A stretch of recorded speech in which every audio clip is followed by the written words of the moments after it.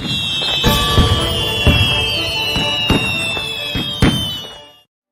know what would be better than watching this commercial? Watching your commercial. Join the party that is Make Your Day Richer TV by advertising your brand, business, or project during the show. Use us to promote what you're doing to make our viewers' day richer. 1 month of advertising starts at $200. Scan the QR code or visit makeyourdayricher.com/advertising to start promoting today. Make your day richer than it was before. Got some good times knocking upon your front door.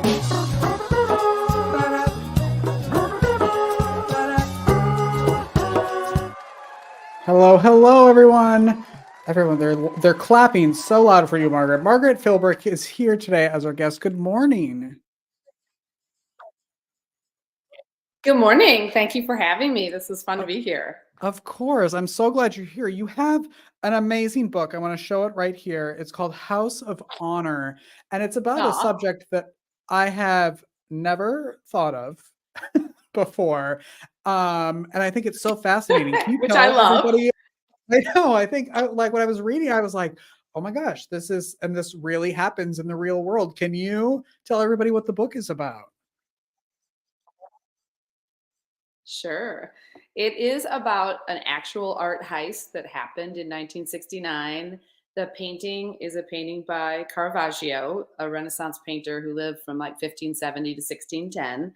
It is worth about, we'll call dollars. I mean, nobody really knows because it is considered one of the top 5 unsolved art heists in the world. And nobody knows where it went. There's a zillion theories about what happened to this painting. And I love his art. And I found out about this from just reading a book. And then I got into mining out Caravaggio and his insane life and his paintings. And I thought, this would be really fun to write a book about and make up what I think happened to this painting. And so that's kind of how it all began. That's insane. How big is the painting? Do we know? It's big. It is about 7 feet across by 10.5 feet high. Wow. So it's not it's like big. someone. So it's an altarpiece back in the day. Yeah. Uh-huh. Yeah, keep going. Yeah. Well, there's So a little bit of a hard to lag, take everyone, it. just so you know. It's not easy.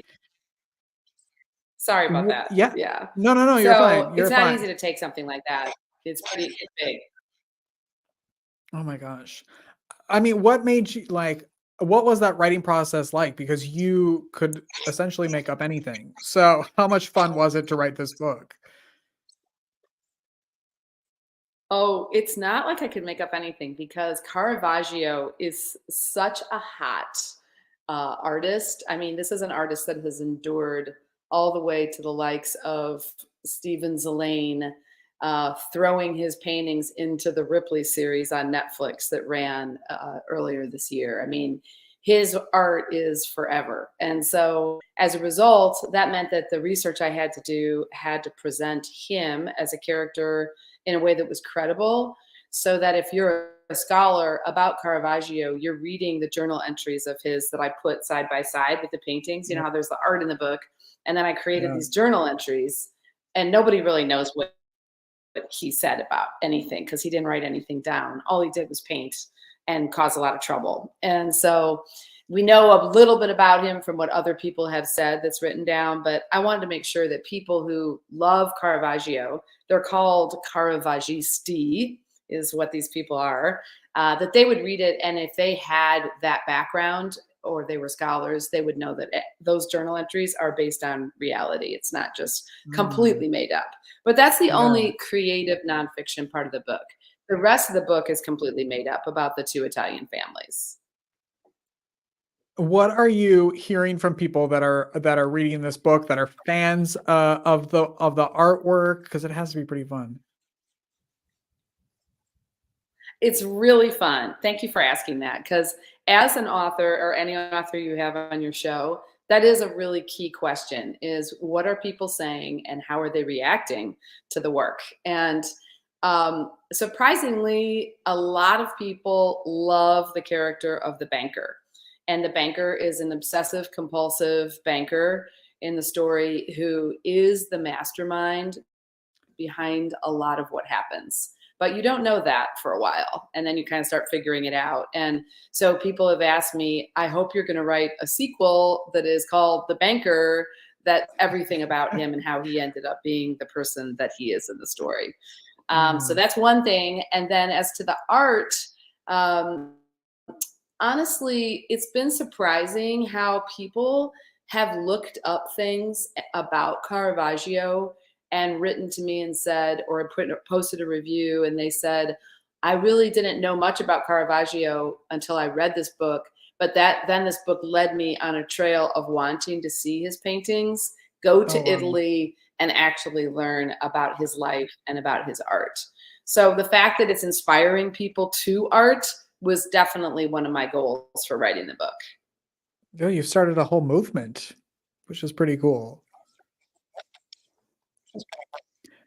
Did you say that again? What was that? Oh, sorry. I said you've started kind of a whole movement, which is pretty cool. Yeah, it's fun. I agree. It is pretty cool. Yeah. Have you always written? Were you like the kid who had a journal? Like when did you get into writing? That's funny. Yeah, I always had a journal. I kept my journals from when I was in grade school, and they pretty much say things like "darn on David." They're all about boys in 4th grade who are mean to me or who I like. You know, darn on David. It's like, why? David had a boa constrictor in his house. Why did I like this person? He was terrifying. I mean, it's a riot. So that was just my nascent child view of the world, which is I just characterize as darn on David. But I got into writing pretty seriously in 2009, really 2008, when I was a literature major. So, I mean, I was writing a lot in college, but that was for papers and, you know, projects. But my mother, she said to me when we were traveling, she heard a story about a nativity scene that is also from Italy, nothing to do with this book. But she heard this story about it, and she was an oil painter and quite a fine painter. And she said to me, why don't we make a book about this story, which was my first book. And my mother painted all the illustrations as oil paintings for the book. And the book is still there. So that's kind of cool. That's how my mother, I can say, really got me into it, because she challenged me with that idea of let's make a book about that. And I was like, you know, I actually think that'd be fun. And I just love that my mother wanted to spend a year creating paintings that became the illustrations for this book. And it's kind of ironic, but that was also a book about a nativity scene itself that goes missing. And a woman heroine in the story goes to find it. And she's the one who tries to track it down and restore this tradition to the life of her community during the holiday season. So it's also about a missing nativity. I mean, I guess I'm obsessed with the nativity scenes. I don't know what happened, but very much an art-based journey. You know, it's like she was the painter. She wanted to do it, and then I'm in a church in Italy, and I fall in love with these paintings by Caravaggio, and it sends me on a 3-year journey to research and to write this book. So yeah, it's something that just happens, right? I mean, Richard, you know what this is like. Like, you're doing this podcast. You got this idea to do this, and something grabbed a hold of you to do it. Yeah. Yeah. And it's like, you have to listen to it, right? That's like where the art happens. And I think that happens a lot with adults, that they hear it, but they don't act on it. And I love when people act on it. That's what this whole show is based on, which is cool. Yeah. Where I love it. I love the theme of the show. With the holidays coming up, where is that book available? Oh, that's so kind. It is on Amazon. It's called Back to the Manger, A Treasure Hunt for the Nativity. And you can just get it on Amazon. I mean, all my books are on Amazon, of course. As there's this guy who's he knows everything about Amazon. I think he works for them, but he advises authors, and he says, and for any authors out there, this is helpful. He says, Amazon is the gorilla, and we don't necessarily like the gorilla, but if we don't play with him and engage the gorilla, he's going to kill us. So you just have to deal with it. It's just the reality of the book marketing world today. Yeah, the necessary evil, I suppose. Yeah. Can you? But on the other side of it, there are ways to combat it. It's not the only player. You know, if people really want to get the books through their independent bookstores, even my first book, bookshop.org is that way to do that. And so you just go on that website, and then any local bookstore can order for you the book that you want, and then you can buy it through them. Oh, cool. That's amazing. I know you also, outside of writing, you also are a part of a couple different things. So I want to talk about the Redbud Writers Guild, and you were one of the founders of that, correct? Say that again. You were one of the founders, correct? Yes. Thank you. Yes. That's fun because the guild itself started, I think it was quite a while ago. I don't even know how many years ago now. Maybe it was like 20 years ago. I don't know. And it started in a bar, and it was a bunch of women. I think there were like 5 or 6. So not a bunch. It was a small gathering of women, and they were drinking and lamenting that writing is so lonely. And why don't we all get together, you know, once a week or once every 2 weeks and talk about our projects? And so that little drinking group started it. So they're the official founders, but none of them are part of it any longer. And so then they invited their friends into this. And so I was one of those people, and then stayed with the guild, and I'm still in it. I just re-upped my membership yesterday. And I stayed with it because it was such a neat idea to have women join together and invite their friends in to their writing and critique it together. This book was critiqued a ton by members of the guild, and then help each other through drinking wine in people's houses. It all started in Illinois, but now it's an international guild. And we would just get together, and we would drink wine, and we would just sit there and have, you know, conversations about, where are you getting this published, and what agent do you have, and how did you get your agent? And it became way more than, you know, just sitting around drinking wine. I mean, it became an actual way of getting books published. How do we get the books published, and, you know, be serious about making the quality of the work the very best quality that we can. And, you know, it's just for women. I mean, it's a women's only group, and that's one of the things I love about it. So it's a whole different conversation, you know, around writing and crafting books than if it were, you know, multi-ethnic, multi-gender, multi-everything. I mean, it's a women's perspective on the work. So it's really fun.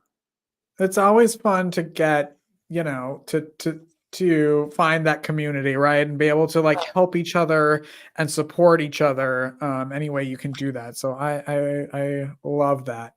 What about the Door County Published Authors Collective? Because you're not busy enough, you have another thing that you work with.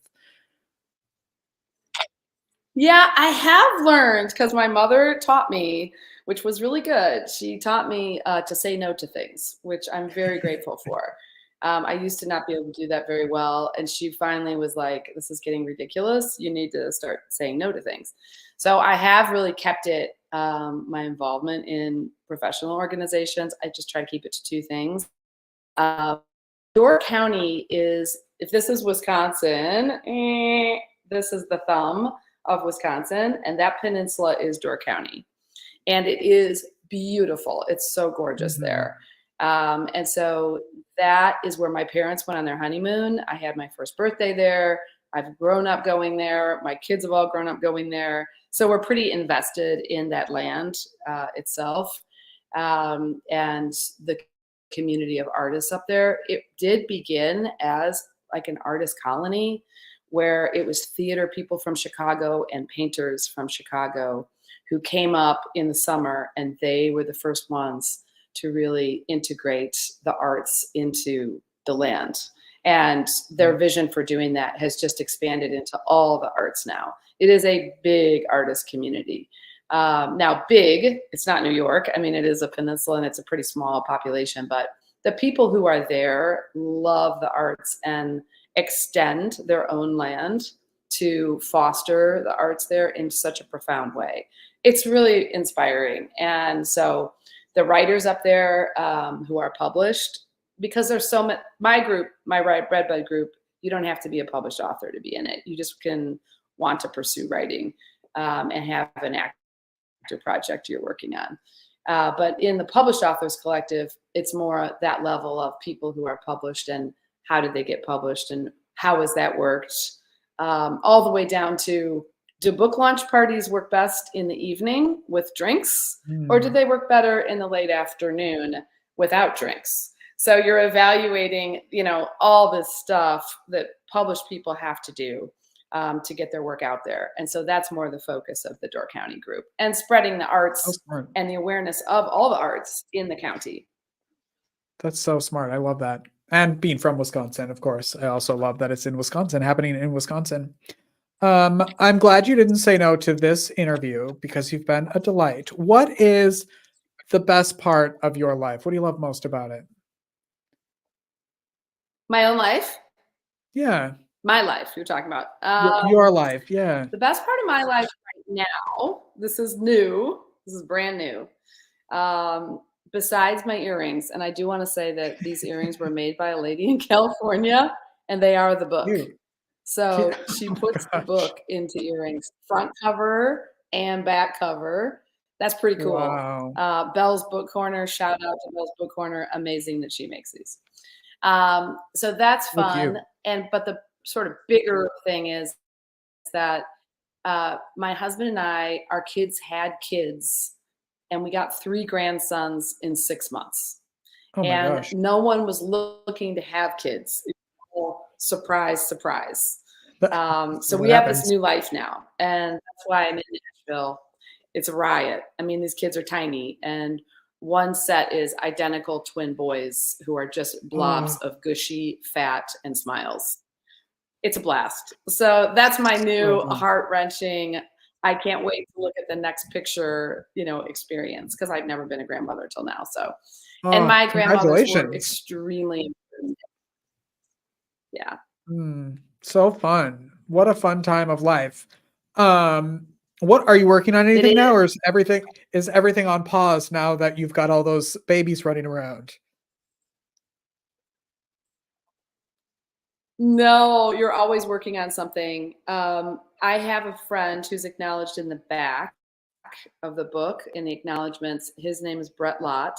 He is just a stellar author, like one of his books was Oprah's, you know, book club pick. I mean, stellar. He's amazing.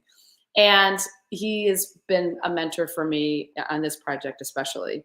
And he said, as soon as I wrote to him and said I got a publisher for the book, he said, fantastic.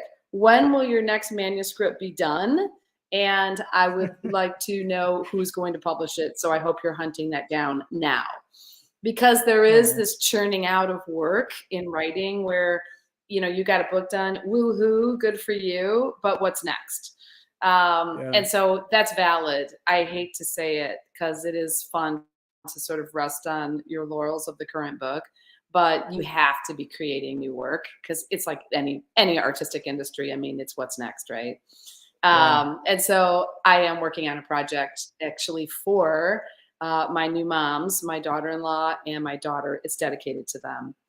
And I am working on a whole project about the idea of home being a garden in all of its faces, all of its aspects. I am a huge gardener. I have been my whole life. And so the idea of what it means to grow home as a garden is the focus of this book. Ooh, I hope you come back for that when that comes out, because that sounds amazing. What, how can people connect with you, find your books? What's the best way to do that? Sure. To connect with me, there is my website, of course, which is margaretphilbrick.com. And I do have a lot of people connect with me through TikTok, which is at Seasoned Poetess. I do a lot of poetry writing and poetry recitation. The book, I don't know if you noticed this, Richard, but in the beginning of the book, there is a poem by Rainer Maria Rilke. It's called The Sovereigns of the World Are Old. And that poem really is a template for the entire story. And so that's one of the questions I asked in the back is, you know, most people don't even read the opening stuff. But I did ask in the back, hey, if you read that poem and now you go back to it because you've read the whole story, what is that poem saying to you? And so I do love poetry. I write a lot of poetry and I love it so much. It's kind of like the heartbeat behind my writing, the bigger projects. And so TikTok for the poetry. And then for this particular book, we created a website called whostolthepainting.com. And people write to me after they've read the book at whostolthepainting.com, and they tell me what they thought of it. What do I really think happened to it? Because that's a story.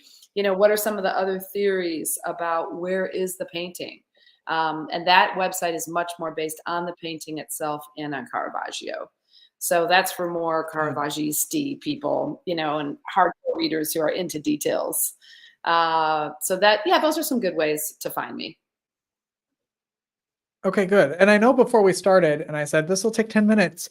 And I want to talk to you about how often art gets stolen. And now we're here at 20 and I haven't even brought it up.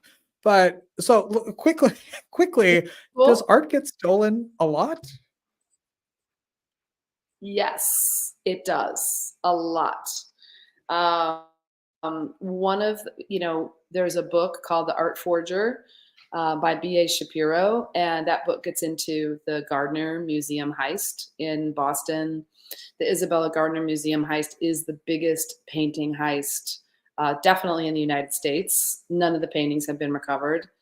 And I believe on that one night, 5 paintings, masterpieces, Rembrandt, you know, really big paintings were taken.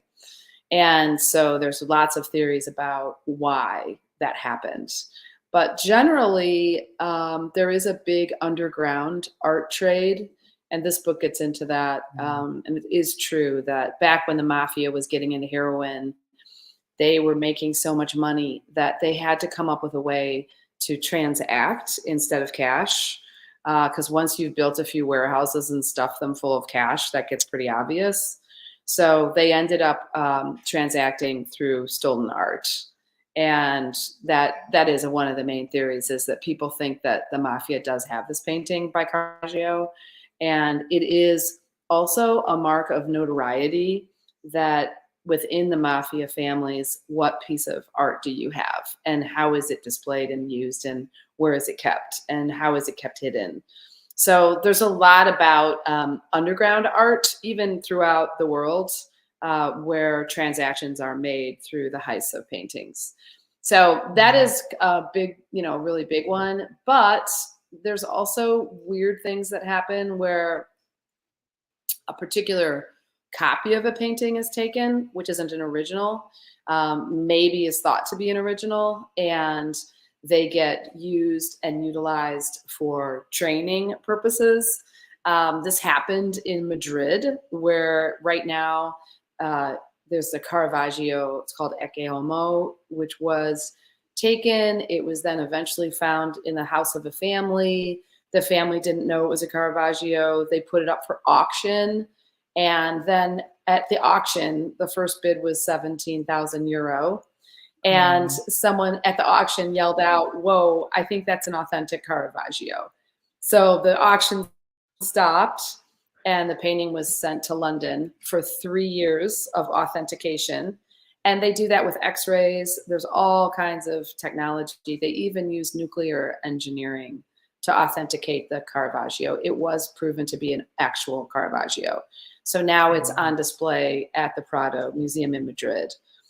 So these things happen. Paintings end up under beds. They end up in churches, and sometimes they don't even know that it is the real painting.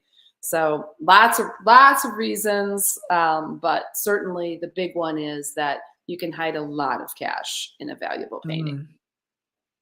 That should be a TV show. The book. It is. You have to watch Ripley. Oh, yeah, that's true. Duh. The book, House of Honor, available wherever you get your books and on Amazon. Margaret, thank you so much for being here. I appreciate it so much. Thank you so much for having me. I appreciate your great questions, and I love your TV setting. It's amazing. Well, come back anytime. Margaret Philbrick, everyone. We will be right back after this break. Thank you.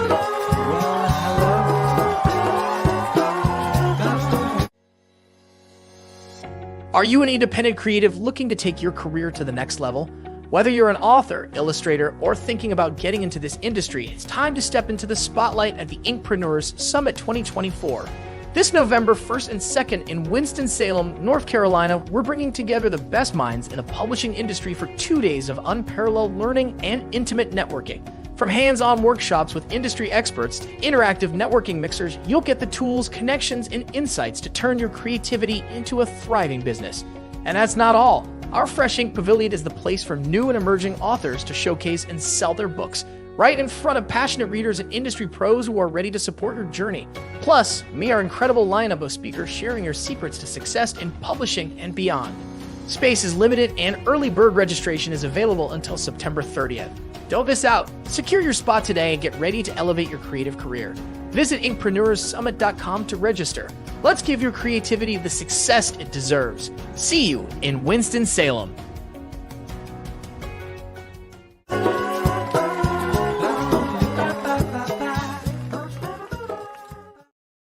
I'll be there at the Inkpreneur Summit, so make sure you are too, okay? The end of September.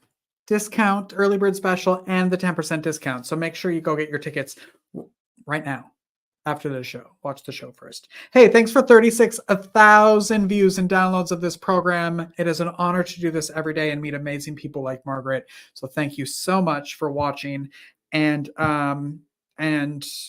listening and sharing and liking and all the things you do with podcasts. So thank you. All right, what else do I have to tell you? Let's see. It's National Voter Registration Day. So make sure you go do that. Here's the website if you need to know more about that, vote.org. No matter who you're voting for, make sure you go and do that and register today. I don't know if you know or not, but outside of this show, I also edit and produce other podcasts. And Everyday Enchantment is a podcast by the one and only Stacey Andon. And it's a beautiful podcast. She's coming up on 100 episodes we've been doing of the podcast. And she asked this guy to be her guest for the 99th episode that came out this week. You can get it wherever you get podcasts or YouTube. Here's a clip of this week's Everyday Enchantment. You're such a creative influencer for me and so many people. We need time for the creativity, this go 16 posts, 16 videos, having a podcast we need time to kind of come off grid and let the creativity kind of simmer. And you and I, when we're off season, there's a lot of conversations we're having where you're throwing an idea at me, I'm throwing, but we're not oh my God, we have to start immediately. It's okay, let's kind of see how these ideas start to kind of unfold as we toss them around, we flush them out a little bit more, and it gives us more space to actually, I think, be more creative if you give yourself those breaks and rests and what have you. I don't know what you think about that. You have to. Yeah, you need life experience to get you energized, an artist puts out an album, they don't put out an album the day after their last album comes out. 2-3 years, stuff has to happen in order for you to feel okay, I need to express. All right, Everyday Enchantment, available wherever you get podcasts. And that was me on her 99th episode. 100 next week. So congratulations, Stacey. Hey, what else? I'm also part of the Poduity, I hope I'm saying that right, festival taking place September 28th and 29th. I will be that Saturday at 4:30 p.m. Our guest is the one and only award-winning actor, screenwriter, James Quinn, who is also going to be at the Inkpreneur Summit. And he was on my show a long years ago. And we're a full circle moment, and now we're actually going to meet in person, which is pretty cool. So go to here. There's the website again. Poduity, Poduity, I don't know I'll have to ask them, I suppose, how to say that, .com to get your tickets for that. There's like 2 days of live podcasts and shows. It's going to be a really fun event. So come hang out with us that day. It's a Saturday. We get an extra day of Make Your Day Richer. Okay. And that's it. And one more thing, if you want to advertise on this show, if you'd like your commercial in the show and in front of all of our audience, go to makeyourdayricher.com/advertising. We'll get a commercial on here. We'll get your logo. We'll get you talking about it. It'll be really fun. Join the party. Okay. Keep the show going. That's it, everyone. On tomorrow's show, we've got wellness industry pioneer, the one and only Carol Ebert, who I met her a few months ago at a networking event, and I kind of fell in love with her. And she's also from Wisconsin. So she's a wonderful woman who has been in the wellness industry since before the wellness industry was the wellness industry. So we have lots of questions for her. And so I'm going to go rest my voice now. And I'm going to shut up, and I'm going to see you tomorrow on an all new episode. So go make your day richer. Go make someone else's day richer. Go buy the book from Margaret, and we'll see you tomorrow. All right, everyone. Goodbye.